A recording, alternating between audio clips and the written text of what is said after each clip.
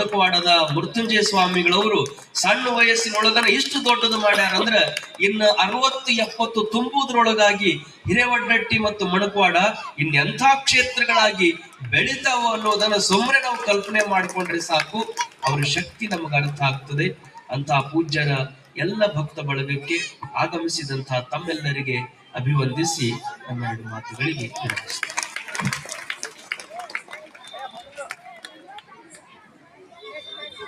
ಬಹಳ ಅಪರೂಪದ ಮಾತುಗಳನ್ನು ಆಡುವಂತ ಪರಮ ಪೂಜ್ಯರ ಶ್ರೀಪಾದಗಳಿಗೆ ಅನಂತ ಕೋಟಿ ಭಕ್ತಿಯ ಶರಣು ಶರಣಾರ್ಥಿಗಳನ್ನು ಸಮರ್ಪಣೆಯನ್ನು ಮಾಡಿ ಮತ್ತೊಮ್ಮೆ ಜೋರಾಗಿ ಚಪ್ಪಾಳೆ ಕಟ್ಟಿ.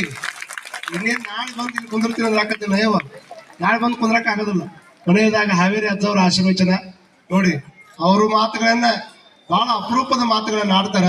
ನಮ್ಮ ಶಿವನಗೌಡರು ಹಾಗೂ ನಮ್ಮ ಕಿರಣ್ ಬೊಮ್ಮ ಅಣ್ಣವರು ಅವ್ರ ಮುಂದೆ ಹೋಗೋರದಾರ. ವೇದಿಕೆಗೆ ಮುಂಭಾಗದಲ್ಲಿ ಬಂದು ಅಜ್ಜವರಿಂದ ಆಶೀರ್ವಾದ ತೆಗೆದುಕೊಂಡು ಅವ್ರು ನಿರ್ಮಿಸಬೇಕಂತ